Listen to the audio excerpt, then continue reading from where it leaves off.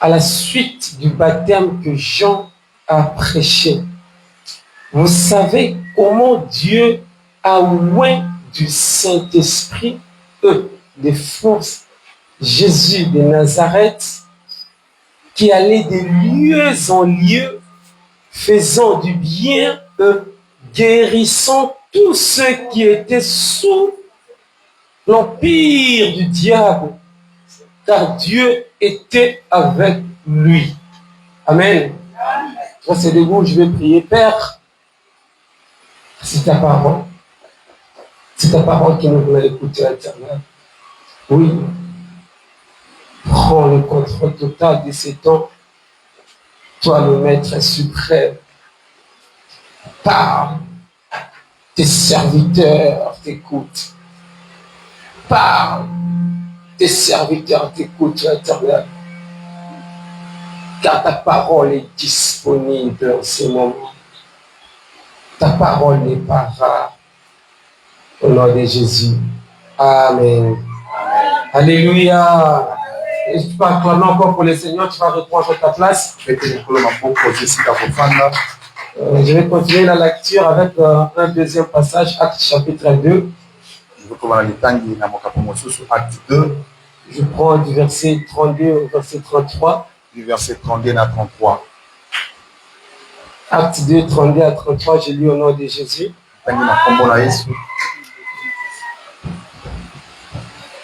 Je disais Acte 2, 32 à 33, j'ai lu au nom de Jésus. C'est Jésus que Dieu a ressuscité. Nous en sommes tous témoins. Élevé par la droite de Dieu, il a reçu du Père le Saint-Esprit. Il a reçu du Père le Saint-Esprit qui avait été promis. Il l'a répandu comme vous le voyez et l'entendez. Alléluia. Amen. Alléluia. Amen. Alléluia. Amen. Que Dieu te bénisse ce matin. Ouais, le dit pas voulu te rater. Et que ça m'a Alléluia. Que tu sois réellement béni. Et ça, il y a un matin. Attention, on dit Amen. Si qu'on joue à ta tête. Alléluia. Amen. Moi, je tiens à la spiritualité. Il y a des opportunités qui ne viennent pas des fois. Il ne faut pas en faire une habitude. Alléluia. Amen. Du haut de la chair, je prononce une bénédiction, je déclare une bénédiction pour toi. Il ne faut pas en prendre avec. Alléluia. C'est parce que le Seigneur peut faire. Nous venons de lire deux portions des Écritures dans les livres des Actes des Apôtres. Les livres des Actes des Apôtres. Et dans les deux passages que nous avons lus, c'est l'apôtre Pierre qui est en train de parler, qui est en train de prêcher, qui est en train de déclarer, qui est en train de confesser des vérités qu'il savait vous cacher en lui. Alléluia. Amen. Alléluia. Amen. Le thème qui m'a été donné de partager ce matin, la confession des foi des chrétiens intégralement transformés. La confession des foi des chrétiens intégralement transformés. S'il faut parler de la confession des foi, pour être vraiment très vaste, j'ai essayé de le restreindre en fonction de ce que le Seigneur m'a partagé. Je réintitulé ce terme comme suit. La confession des foi. Deux points. Jésus le Christ. Jésus le Christ. Est-ce que tu peux dire avec moi Jésus le Christ? Jésus le Christ.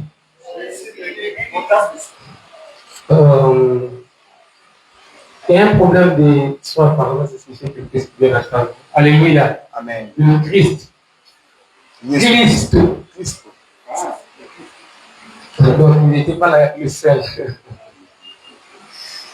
Alléluia. Amen. Que Dieu bénisse le responsable de cette église, le pasteur Ézéchiel, pour cette marque de confiance qu'il a encore faite en nous. Accepter, je le dirais, de céder à cette volonté de Dieu pour que nous soyons aujourd'hui des rendez-vous. Et car je pense que ce n'est pas du hasard. C'est quelque chose que Dieu avait préparé pour toi. Que Dieu soit loué. Et grand merci à Dieu. C'est une première gratitude que je dois montrer, c'est envers ce Dieu-là. Alléluia. Voilà. C'est depuis le début de ce mois que nous avons commencé un nouveau thème. Une vie centrée sur Dieu. C'est des transformations intégrales. Tu vas comprendre que ce thème, le centre et le socle de ce thème dans ce mois, c'est Dieu. C'est la divinité. Et le premier dimanche, on avait parlé d'un thème, le Christ. Le centre et le principe de toutes choses. Je crois que le Seigneur nous avait bénis abondamment dans ce thème. Où nous avons eu Philippe. Nous parlait de combien est-ce que la loi et les prophètes ont parlé de Jésus. Et on ne laissera pas pour que nous puissions y revenir. Nous avons vu comment est-ce que l'Ancien Testament était l'ombre des choses à venir. Comment est-ce que l'Ancien Testament prophétisait sur Jésus, sur le Messie qui devait arriver, les sauveurs qui devaient arriver. Et ils ont vécu dans la prophétie. Ils ont vécu dans la prophétie. Toi, tu as la grâce. Tu vis dans l'accomplissement.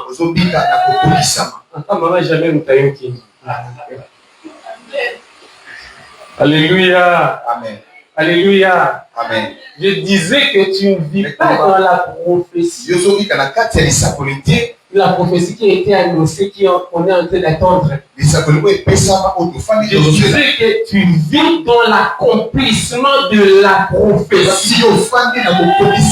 Tu vis dans les temps où la prophétie est accomplie. Cette prophétie qui s'est accomplie pour les nations. En ce moment où nous parlons, il y a encore de ceux qui continuent à vivre dans la prophétie. Je prendrai par exemple l'entité Israël,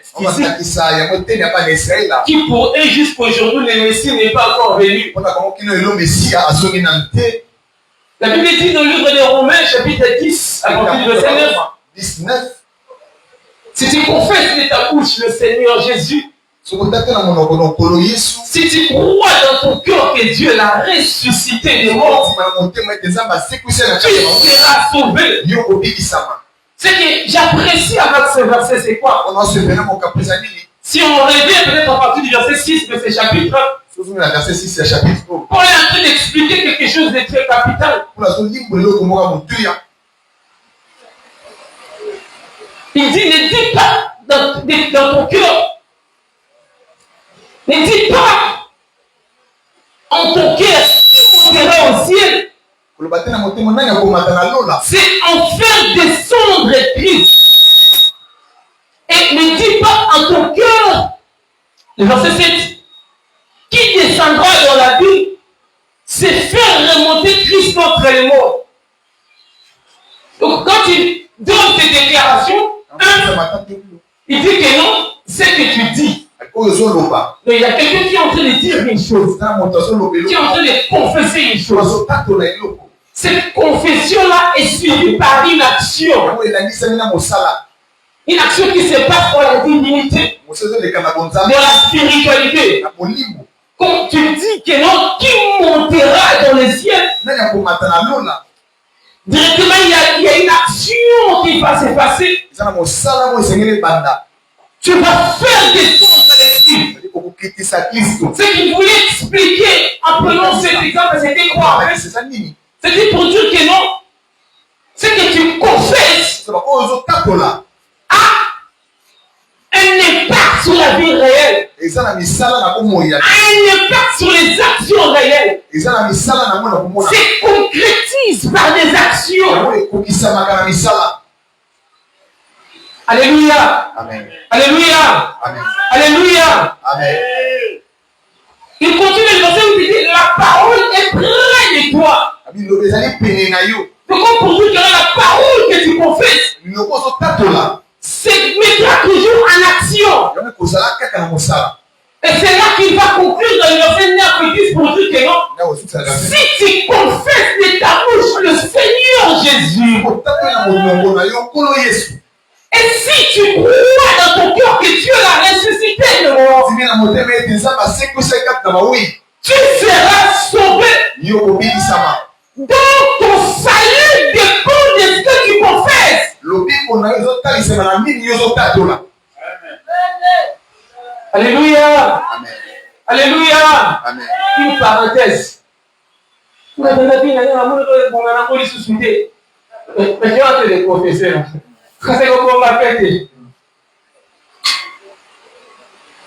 Ah, vous savez, depuis qu'on a vu ça, laquelle a vu ça, aussi, pour la bango.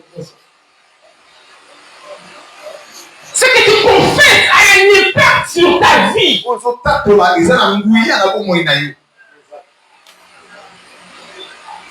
Alléluia. Amen. Alléluia. Amen. En fait, c'est comme si c'est professer une vérité qui se cache en toi. C'est le verset il explique, il dit car. Il a donné une explication. C'est en confessant, c'est en croyant du cœur qu'on parvient à la justice. C'est en confession de la bouche qu'on parvient au salut. Donc tu arrives à être sauvé quand tu confesses le Seigneur Jésus-Christ. Alors pour confesser le Seigneur Jésus, il faut les connaître. Parce que nous arrivons à croire que nous avons le degré de la connaissance. Alléluia. Amen. Alléluia. Amen. Alléluia. Amen. C'est pour cela que je disais que quand tu ne vis pas dans la prophétie, tu vis dans l'accomplissement de la prophétie. Parce que tu crois que Jésus est ton sauveur. Jésus est devenu, il est mort, il est ressuscité. Est-ce qu'il y a des gens qui croient à cela? Est-ce qu'il y a des gens qui le confessent? Pendant les temps où tu crois à cela, tu le confesses. Il y a aussi une entité spirituelle qui n'est pas pour arriver dans ce niveau. C'est l'Israël physique. Pour l'Israël physique, pour elle, le Messie n'est pas encore venu. Pour elle, le Christ n'est pas encore venu. Pour elle, jusqu'aujourd'hui, ils continuent à attendre le Christ.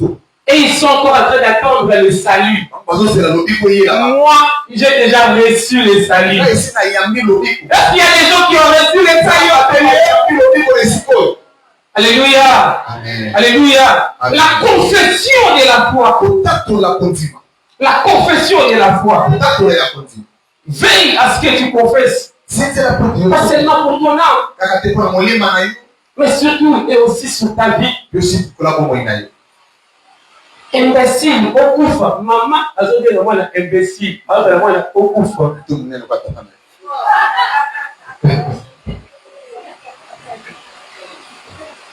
Eh maman, tu proclames déjà la mort de ton enfant. Tu proclames déjà que non, ton enfant ne sera pas intelligent, sera un vaurien.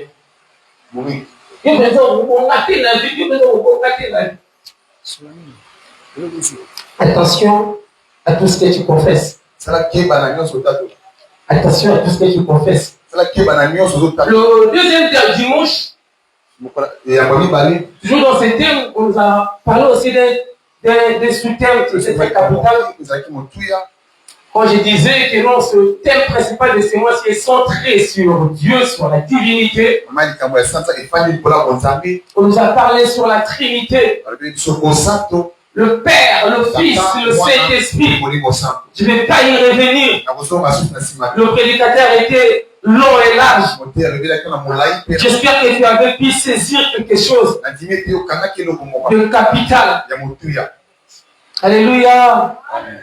Alléluia. Amen. Le temps me manquerait peut-être pour faire des commentaires sur ça, mais je ne saurais pas. Alléluia. Amen. Un enfant nous est né. Isaïe chapitre 9, verset 5, pour notre passage sur le verset 6. Un enfant nous est né. Un fils nous est donné. Celui qui est né, c'est qui? C'est l'enfant. Alléluia. Amen. Parce que pour arriver à un niveau de fils, il faut grandir en maturité. Tu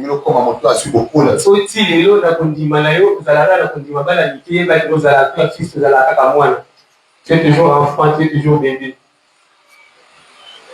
L'enfant est né, mais celui qui est donné, c'est le fils. Parce qu'il fallait qu'il devienne fils. Pour qu'il soit donné comme sacrifice.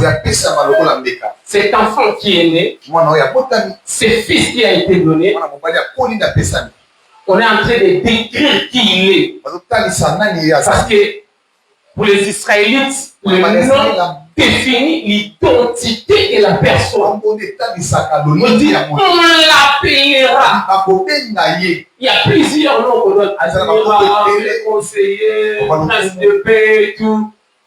Mais parmi les noms qu'on va appeler cet enfant, ce fils, on dit, il est Dieu puissant. Mais il ne va plus loin. Il est Père éternel. C'est là qu'il fallait. Père éternel. Il est enfant. Il est fils. Il est encore père. Je ferme la parenthèse. Alléluia. Vous avez prêché normal là-dessus le dimanche passé. Je pense que tu avais écrit, tu avais retenu quelque chose. On va continuer toujours sur une vie centrée sur Dieu. On va continuer sur ces centres, c'est Jésus. Aujourd'hui, on va parler d'une confession de foi. Et dans le passage que nous venons de lire, il y a l'apôtre Pierre qui est en train de proclamer une chose, qui est en train de confesser une vérité. Alléluia. Amen. Alléluia. Amen. C'est Jésus que Dieu a ressuscité. Nous en sommes tous témoins. Il est venu par la droite de Dieu. Il a reçu du Père le Saint-Esprit. Souligne ce verset. Il a reçu du Père le Saint-Esprit. Souligne cette phrase. C'est le verset 33. Il a reçu du Père le Saint-Esprit. Il explique ça encore bien dans Acte 10 quand il est devant Corneille. J'aime beaucoup ce passage. On va essayer de s'attarder sur ce passage, sur cette prédication de Pierre. Verset 38. Vous savez comment Dieu a oué du Saint-Esprit une des forces. Il a été oué de quoi? Le Saint-Esprit de force. Il a été oué de quoi? Pierre est en train de parler de l'onction de Jésus. Suis-moi bien, s'il te plaît.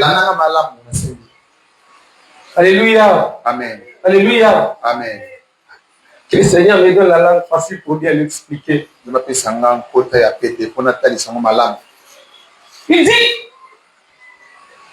Dieu a oué Jésus du Saint-Esprit des forces. Il parle de l'onction. Il parle de l'onction de qui? L'onction de Jésus. L'onction que Jésus avait.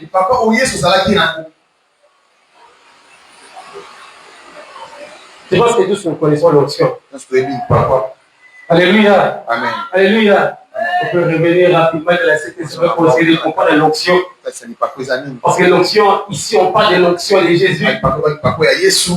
L'institution de l'onction s'est faite explicitement dans la loi avec Moïse. Je vais voir dans le livre d'Exode, chapitre 30. Dans Exode 30. Dieu est en train de dire à Moïse, tu vas oindre Pharaon et ses fils.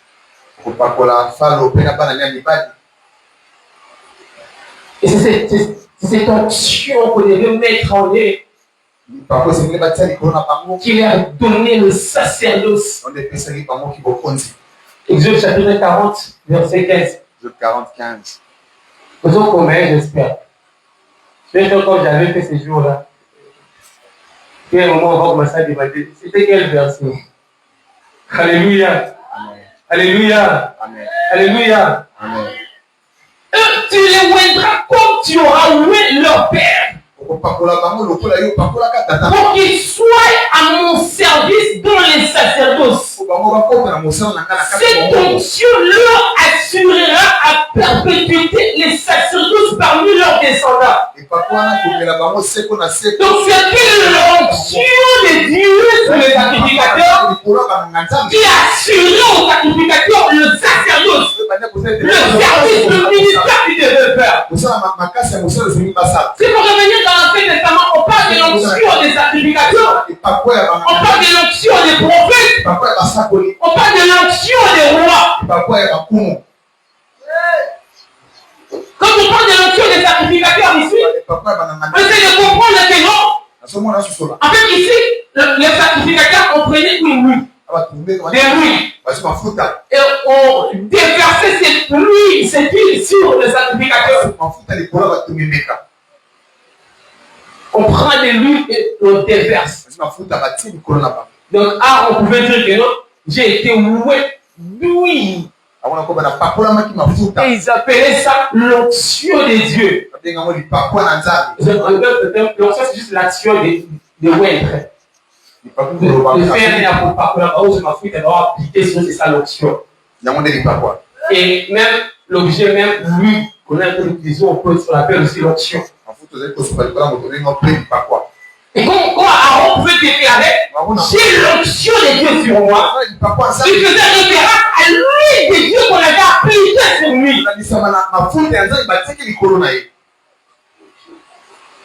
La loi décrit même comment est-ce qu'on doit faire cette huile, c'était pas n'importe quelle huile. Alléluia. Alléluia. Alléluia. Amen. Ça c'est l'onction de la sacerdoce mosaïque. Quand on va avancer un peu plus, dans le livre de 1 Samuel, quand la sacrificature va commencer à faillir, les enfants qu'Élie avait placés pour faire l'œuvre des sacrificatures, les enfants vont faillir de leur mission. L'onction qu'ils avaient reçue, ils commencent à l'utiliser dans le mauvais sens.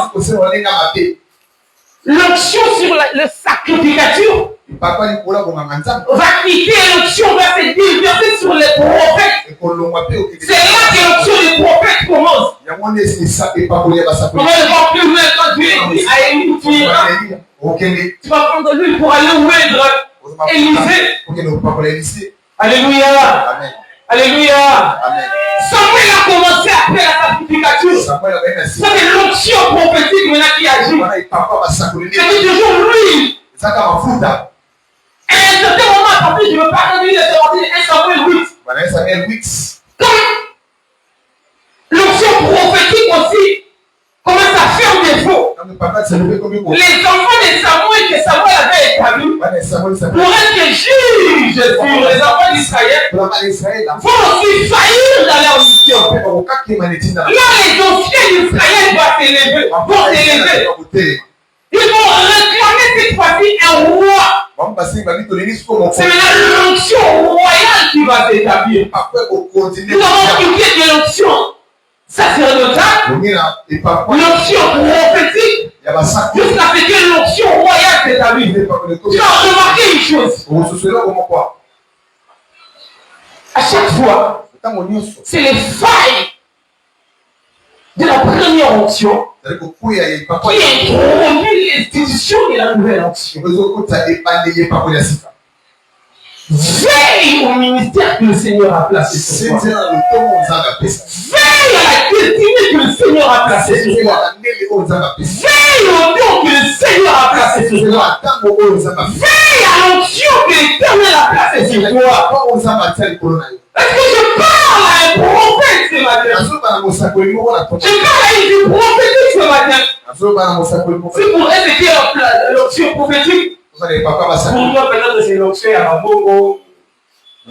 C'est l'onction d'être un enfant de Dieu. Il y a aussi l'onction d'être un enfant de Dieu. Pour devenir des chrétiens, on a été ouverts. Peut-être qu'on va le voir. Alléluia. Amen. Alléluia. Amen. Alléluia. Amen. Les failles de la marche d'une onction. Même l'onction royale, à un moment, ça a montré ses failles. Le Seigneur qui avait promis à David que je garderai toujours dans ta descendance personne. C'est comme pour dire que non, il promet à David que David va régner toujours sur Israël. Quand David physique va montrer ses failles. Quand les enfants d'Israël vont montrer ses failles. Alors quand les enfants de David vont montrer ses failles. Quand les rois vont montrer leurs failles. Là, l'Éternel va essayer d'arracher l'onction royale entre les mains de David. Bien sûr qu'il est resté physiquement un représentant qui gardait peut-être deux tribus. Mais spirituellement, c'était déjà arraché. Parce que le vrai fils, le véritable fils de David, il va reprendre maintenant ses enfants. Quand l'onction royale physique va rien toucher, c'est maintenant l'onction du Christ qui a fait les tout tuer. Toutes les onctions qui ont commencé ont montré leur faille. Ce matin, je viens te prêcher une onction qui n'est pas jamais. Ce matin, je viens te prêcher une onction qui n'a pas de faille. Ce matin, je viens te prêcher une onction qui ne connaît pas de défauts. Ce matin, je viens te prêcher une onction qui ne sera jamais arrachée. La Bible dit il régnera à jamais. Il a été pour régner à jamais, pas pour régner pour un temps. Et non pour régner pour un moment. Alléluia. Amen. Alléluia. Amen. Écoute, à chaque fois que tes ennemis s'élèvent, à chaque fois que tes ennemis s'élèveront, pour te dire que non, nous attendons que tu finisses telle période pour que nous puissions imposer X, Y choses dans ta vie. Dis-leur qu'ils sont en retard. Dis-leur qu'ils sont en retard. Celui qui règne en toi, il n'a pas de fin. Celui qui règne en toi n'a pas de mandat. Celui qui règne en toi, ton mandat n'est pas calculable. Ils attendront jusqu'à ce qu'eux-mêmes seront enfermés, emprisonnés. Celui qui règne en toi ne laissera jamais cette facile. Ne laissera jamais faire un vide. Il a été établi pour régner à jamais. Alléluia. Amen. Alléluia. Amen. Alléluia. Amen. Les églises sont trop négociées à part entière. Là, nous parlons maintenant de l'onction du Christ. Alléluia. Amen. Je vais revenir sur ce passage. Afin que nous comprenions les choses. Aaron, on avait pris, je ne sais pas, une corps ou une chose. On a mis lui à l'intérieur, lui physique, Et on a déversé sur sa tête. On a fait pareille chose pour les prophètes. On a fait pareille chose pour les rois. Les rois Saoul, les rois David. On dit Jésus est le Christ. Le terme Christ signifie oué. Le oué. Quelqu'un qui a été oué. Donc il avait en lui l'onction. Alléluia. Amen. Alléluia. Amen. Et dans l'évangile, il dit que Jésus le déclare quand il prend la prophétie d'Ésaïe. L'Esprit du Seigneur est sur moi. Il m'a oué pour vous. Je vois nulle part où il est expressément. Je vois il y a un acte où on est en train de oindre Jésus.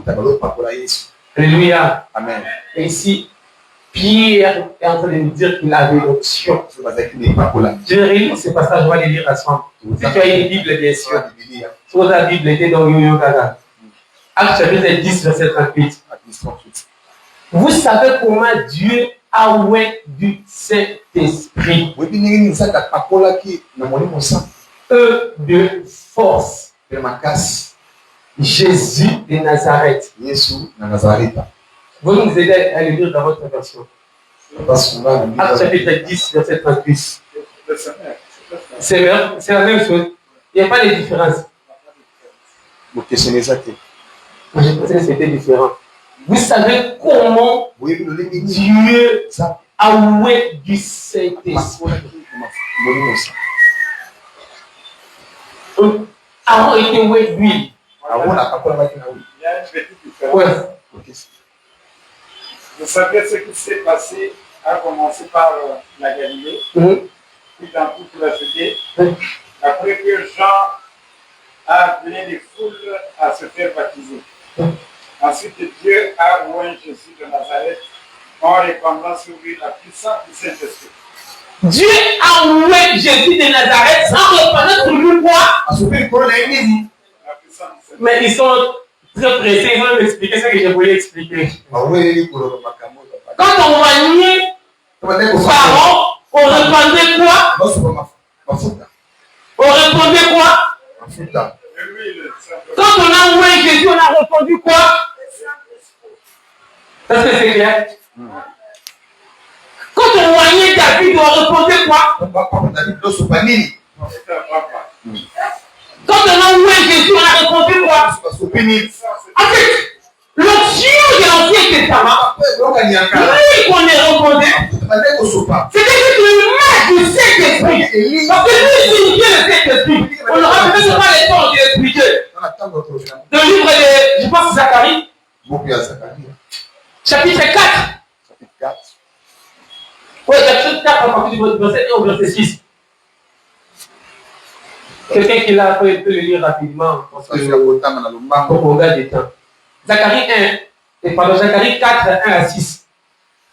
Dans l'Ancien Testament, lui qu'on reconnaît, c'était l'image du Saint-Esprit. Mais pour cela, même Aaron peut se lever avec Agnès pour faire l'œuvre de Dieu. Parce qu'il sait qu'il a été loin de l'onction de Dieu. L'onction de Dieu a été quoi? C'était lui qu'on avait mis en lui. C'est pour reconnaître l'Esprit de Dieu qu'on a placé en lui. Moi, j'ai défini l'onction comme une portion chez l'homme de Dieu, comme une portion de la divinité qui est mise à quelqu'un pour exercer une fonction de Dieu dans la terre. Il devait faire l'œuvre de Dieu. En d'autres termes, l'œuvre que Dieu devait faire lui-même. Parce que la personne qui devait enseigner la loi au peuple de Dieu, ça veut dire que la personne qui devait s'assurer que le peuple marche dans la justice, c'est Dieu. Mais parce que Dieu est au ciel, et qu'il n'est pas avec le peuple dans la loi, c'est pour ça qu'il a mis les représentants. À qui il a mis la fonction de sa divinité pour permettre à ces gens d'exercer la fonction de Dieu parmi les gens. Est-ce que quelqu'un peut arrêter à me comprendre? C'est pour ça que les gens qui avaient les connaissances de l'onction, des gens comme David, quand ils voient quelqu'un comme Saoul qui a été ouvert, quels que soient les défauts de Saoul, ils gardaient les raisons pour ne pas s'approcher et toucher l'onction. Parce qu'ils avaient touché, donc c'est touché la portion de la divinité qui est aussi à quoi. Mais c'était une divinité qui était par représentation. Lui qui représentait le Saint-Esprit. Zacharie 4, 1 à 6, quelqu'un est là. Zacharie 4, 1. L'ange qui me parlait revint et me réveilla comme un homme que l'on quitte son sommeil. Moi, j'ai un homme qu'on avait là, à l'amour de Zacharie. Il me demanda que vois-tu? Je répondis, je vois un chandelier tout en or muni. Oui. À la partie supérieure dans les réservoirs. Oui. Il est surmonté de 7 lampes. Il y a 7 conduits pour les lampes. 2 oliviers surplombent ce chandelier, l'un à la droite du réservoir et l'autre à sa gauche. Qu'est-ce que Zacharie est en train de voir? Un chandelier et 2 oliviers. Lorsqu'on lui pose la question, on continue le verset suivant. Je répondis, je vois un chandelier tout en or. Le verset suivant. 5, 3, 4. Reprenant la parole, je questionnais l'ange qui s'entretenait avec moi. Que signifient ces choses, mon Seigneur? Le problème de Zacharie ici, il voit des choses qu'il ne comprend pas. Il veut comprendre la signification de ce qu'il voit. En fait, qu'est-ce que Zacharie est en train de voir? Il est en train de voir un chandelier. Il vient de voir à côté des chandeliers des oliviers. En fait, le chandelier donnait la lumière. Pour que le chandelier donne la lumière, on devait mettre de l'huile. Alléluia. Amen. Alléluia. Amen. Tu reviens dans Exode verset 20. On dit que non, on est en train d'expliquer comment est-ce que l'huile qu'on devait utiliser. Et l'huile dont on parle là, c'est exactement l'huile d'olivier. Il voit les chandeliers. Et le chandelier, pour qu'il puisse être allumé, il a besoin de l'huile. Et l'huile, là, on a déversé dans le chandelier. Et l'huile qu'on met dans le chandelier vient d'où vient des oliviers. Zacharie voyait ceci. Zacharie n'avait pas refait direct pour se référer à d'autres verset.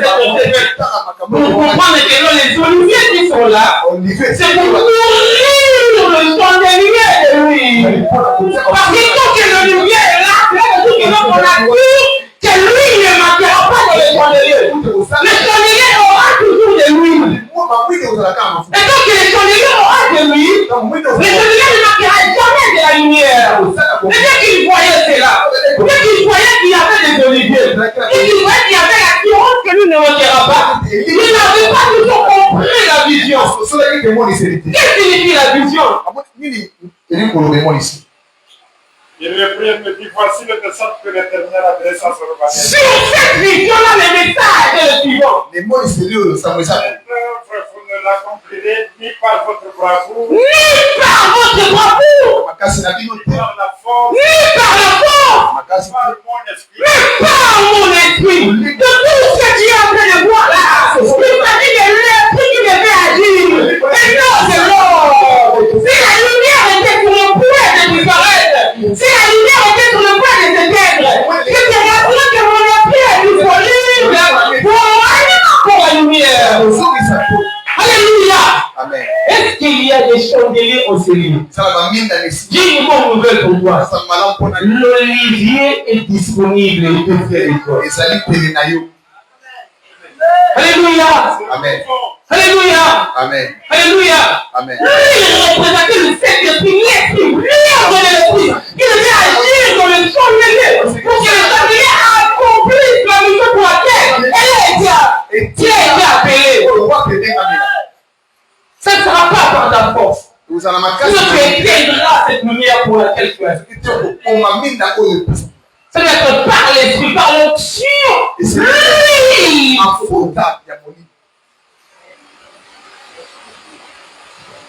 Et dans l'ancienne alliance, quand on parle de l'onction, on utilise exactement lui. Qu'est-ce qu'il dit simplement le Saint-Esprit? Mais c'est juste l'ombre et les choses à venir. Quand l'accomplissement est venu, l'accomplissement ne devient plus libre dans l'ombre. Il ne devient plus libre dans la représentation. Il devient accomplir la réalité. C'est pour Pharaon, c'était lui qui disait. Pour Jésus, il est en train de nous dire, il a pour Saint-Esprit. C'est parce que l'Éternel a donné par la circonstance. Alléluia. Amen. On l'appelle Jésus-Christ. Jésus le Messie. Jésus le Christ. Amachia. Celui qui a été oué. Il n'a pas été oué d'homme. Il a été oué de Dieu. Il n'a pas été oué de lui qui dit pas. Il a été oué de lui qui dit pas. Il a été oué du Saint-Esprit. Matthieu chapitre 3, verset 16. Tu vas comprendre comment est-ce que l'onction est en train de descendre sur Jésus. L'onction est en train d'être répandue sur Jésus. Pour qu'il puisse continuer, commencer, exercer sa mission. Pour qu'il puisse produire la lumière pour laquelle elle a été appelée. Alléluia. Amen. Alléluia. Amen. Alléluia. Amen. Alléluia. Amen. Il est le Christ. Dis avec moi, Jésus est le Christ. Alléluia. Amen. Alléluia. Amen. Toutes les options qui dépassent, c'est quelle option de la prophétie. Elle dit c'est l'ombre des choses à venir. Ça annonce juste qu'il y aura Jésus qui viendra. Et il y aura une huile qui descendra du ciel sous forme de la colombe et qui va se reposer.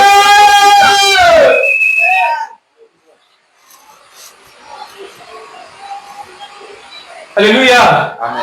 Alléluia. Amen. Jésus, quand il parle de son onction, dans Luc chapitre 4, il fait référence à Ésaïe 61, la prophétie d'Ésaïe, qui prophétisait que c'est lui qui devait être oué. On va essayer de lire cette prophétie rapidement. Jésus. Dans Luc 4, et ce que Jésus dit. Je vais lire rapidement. Et on lui remit le livre des prophètes Ésaïe. L'ayant déroulé, il trouva l'endroit où il était écrit. L'Esprit du Seigneur est sur moi.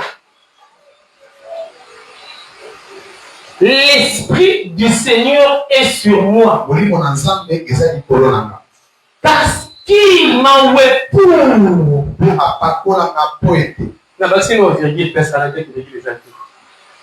Parce qu'il.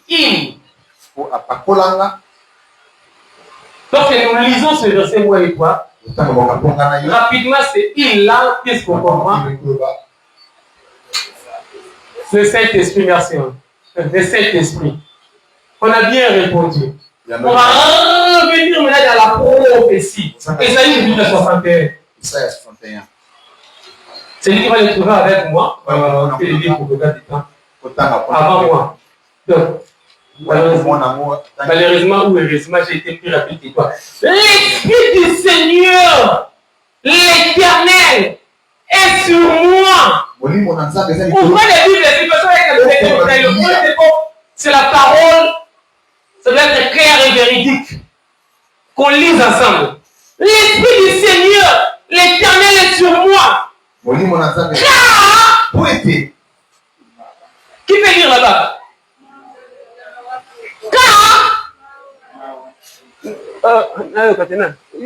Jenny. L'homme a cassé. Car ce micro là.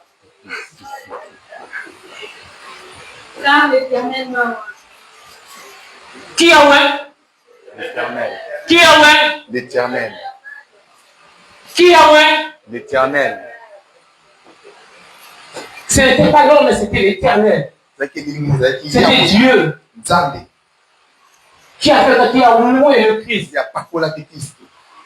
C'est Dieu qui a fait l'onction, qui a répondu.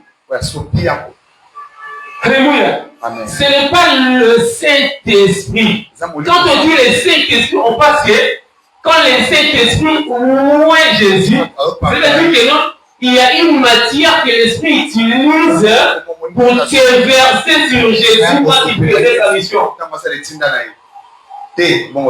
C'est l'Éternel qui est en train de ouvrir. Et Pierre est en train de nous expliquer très clairement la matière que l'Éternel a fait utiliser pour que Jésus devienne Christ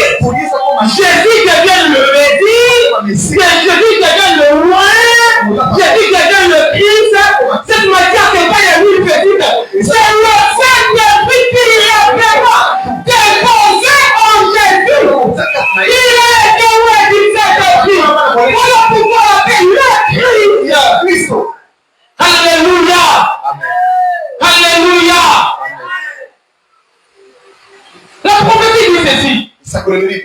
Quand l'Éternel va le moindre, le signe qui montrera que c'est l'Éternel qui l'a ouvert. Ce sera quoi? La lumière qui va produire, ce sera quoi? Parce que le chandelier va tomber de l'huile, il faut s'allumer et puis la mouille l'a dit. C'est que la terre où il a chandelier, et puis la mouille là. C'est que dans le monde, la lumière, c'est ça où il les a dit. C'est que dans le monde, la lumière, c'est ça qu'on a avec la Vierge Paul. Où il était Kaouka. Regarde bien ta lampe. Si ça ne produit pas la lumière, essaye de regarder le réservoir. Nous sommes dans les temps où le travail dit que c'est trop tard, on n'aura plus de l'huile. Non, l'huile est encore disponible. L'huile est encore disponible. L'époux n'est pas encore descendu pour arrêter ce temps où l'huile est verte. C'est encore possible d'être vrai. Ouais, du Saint-Esprit.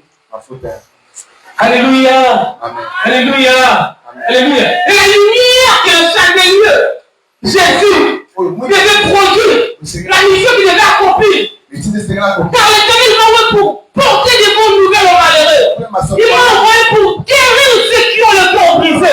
Pour proclamer aux captifs la liberté. Aux prisonniers la délivrance.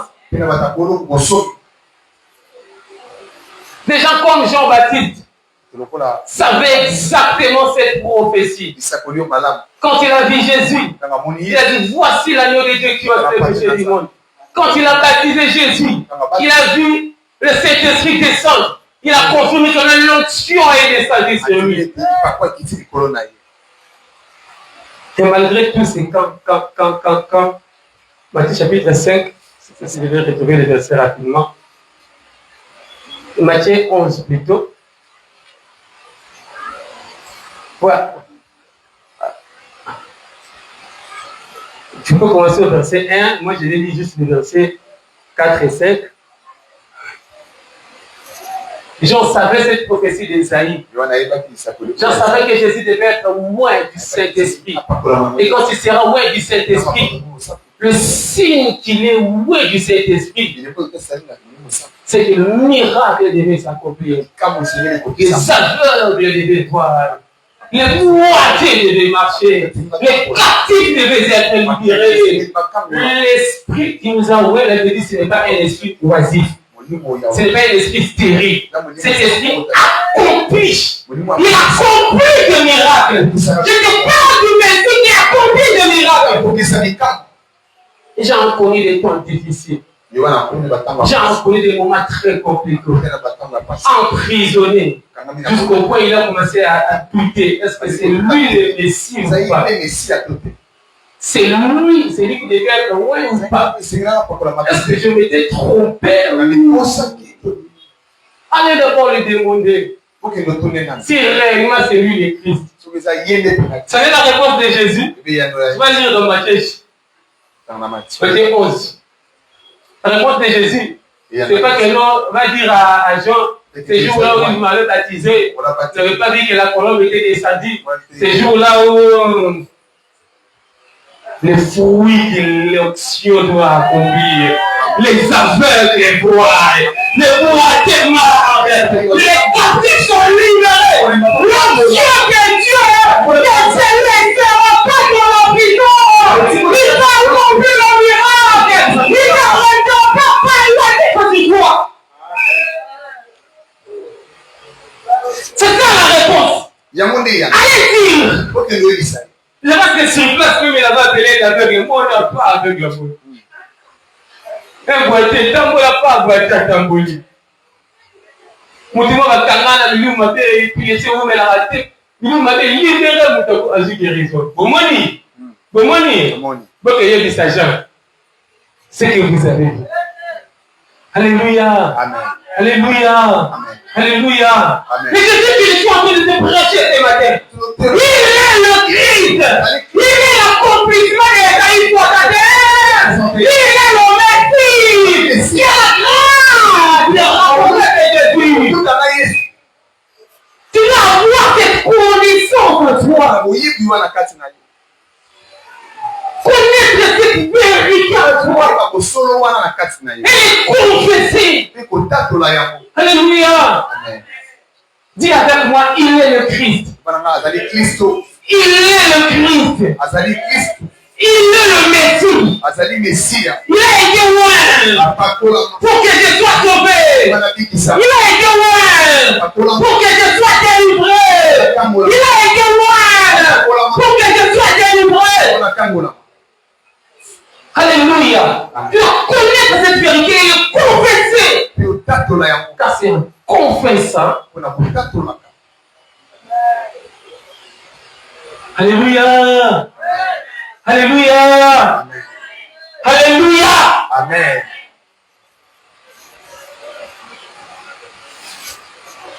Acte 2, le deuxième passage pour la vie. Tu es en train de dire quelque chose de très important. Pierre, à part le fait qu'il parle de l'accomplissement de la prophétie sur Jésus, dans la prophétie de l'ancienne alliance, des prophètes de l'ancienne alliance sur Jésus, il va parler aussi de la prophétie, l'accomplissement de la prophétie de Jésus sur les disciples. La langue suis bien. Il y a l'ancienne alliance qui a prophétisé sur l'onction de Jésus, sur le Saint-Esprit qui devait descendre sur Jésus. Quand Jésus est venu, cela s'est accompli. Et la prophétie n'est pas restée seulement prophétie, non. C'est devenu une prophétie qui est accomplie, qui été vécue. Pierre est en train de témoigner cela. Quand il finit, il va témoigner un deuxième accomplissement. C'est la prophétie que Jésus avait donnée aux disciples. Alléluia. Amen. Alléluia. Amen. Est-ce qu'on y est? Dans la lettre de la classe, vous y êtes? Dieu a ressuscité ce Jésus dont je parle. Oh, rapidement. Ouais. Dieu a ressuscité ce Jésus dont je parle. Allez-y. Dieu a ressuscité ce Jésus. D'abord, c'est Jésus-là que je suis en train de vous prêcher. Oui. Nous en sommes tous témoins. Nous l'avons vécu. Nous en sommes témoins. Ensuite, il a été élevé. Après cette ressuscité, il a été élevé Il est à la droite de Dieu. pour aller siéger à la droite de Dieu. Comme Dieu l'a promis, Comme Dieu l'avait promis. il a reçu du Père l'Esprit Saint. Donc Dieu avait promis, et puis l'accomplissement s'est accompli. Jésus a reçu quoi? Qui a donné le Saint-Esprit? La prophétie de Dieu s'est accomplie sur Jésus. Il ne s'est pas arrêté là. Il l'a répandu sur nous. Il l'a répandu sur nous.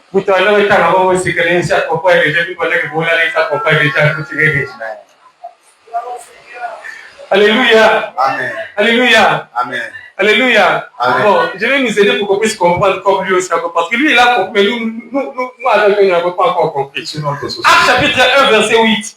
Mais vous recevez une puissance. Là, c'est Jésus qui a fait de promettre aux disciples. Là, c'est Jésus qui a fait de promettre à un enfant. De promettre à un enfant. De promettre à un chrétien. C'est que lui avait reçu comme accomplissement de la prophétie. Il promet aussi aux chrétiens, aux disciples. Vous recevez quoi? Une puissance. Le Saint-Esprit surveillera sur vous. Donc, à nous chrétiens, l'onction que moi j'ai reçue, aujourd'hui vous ne recevez pas cette onction.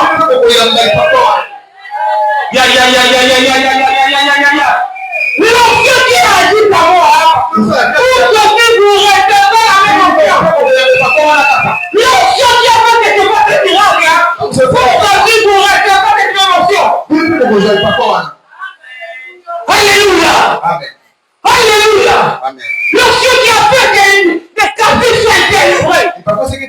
Aujourd'hui vous recevez cette onction.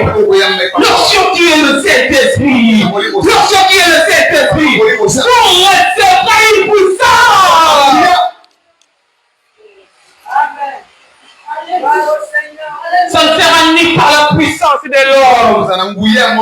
ni par l'esprit de l'homme, mais ce sera par l'esprit de Dieu. Si tu commençais à douter comme Zacharie, si tu commençais à avoir peur comme Zacharie, rappelle-toi ce matin que cette confession de foi, Jésus avait reçu l'onction du Saint-Esprit. Et la même onction est aussi déversée sur toi. Tu n'as pas besoin d'avoir plein de ça dans mon délire. Le Saint-Esprit l'accomplira en toi. Le Saint-Esprit l'accomplira en toi. Le Saint-Esprit va le faire. Cette situation va changer. Cette maladie va te laisser. Cette captivité va quitter. Au nom de Alléluia. Amen. Alléluia. Amen. Si tu es limité, l'onction que tu as reçue n'est pas limitée. Si tu as plein de calculs, l'onction que tu as reçue n'a pas de calculs. Si tu as des défauts, l'onction que tu as reçue n'a pas de défauts. Si tu as la peur, l'onction que tu as reçue n'a pas de peur. Et il accomplira ce miracle à ta place. Il accomplira ce miracle à ta place. Il accomplira ce miracle à ta place. Alléluia. Alléluia. Alléluia. Amen. Est-ce que tu peux confesser avec moi Jésus le Messie? Il est Dieu par la droite de Dieu. Il a reçu du Père le Saint-Esprit qui avait été promis. Et il a répandu comme vous le voyez. Et l'entendez. Il a rien de dire. Jésus a répandu ses mêmes esprits sur vous. Sur nous. Vous voyez, vous entendez. C'est même le signe. Et le Père avait reçu. Il a répandu sur nous. Et le Seigneur répand à toi comme l'esprit de Jésus. Le Seigneur répand à toi comme l'esprit de Jésus. Le Seigneur répand à toi comme l'esprit de Jésus. Ce qui était impossible deviendra possible. Ce que tu n'arrives pas à accomplir, tu vas l'accomplir. Ce n'est pas par la force de l'homme, par la force de l'esprit qui est en toi. Par la force de l'esprit qui est en toi. Par la force de l'esprit qui est en toi.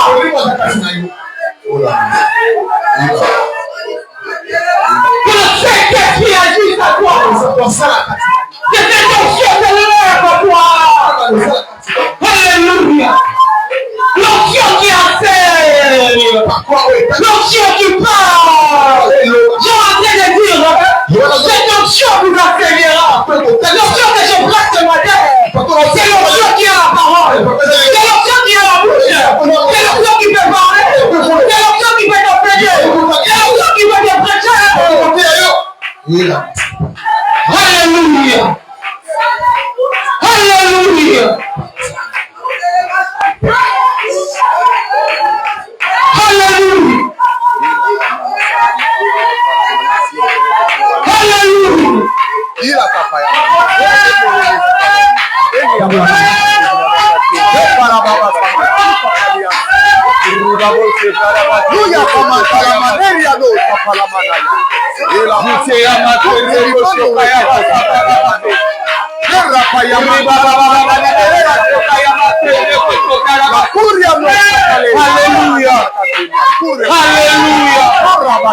Alléluia.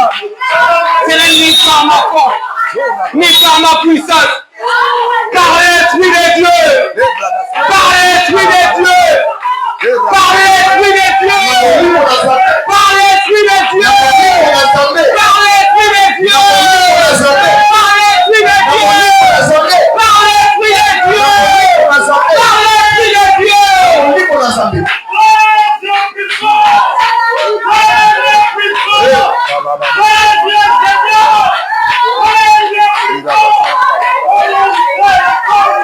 Que des chaînes que des prisons séparent. Ma miraille est couée.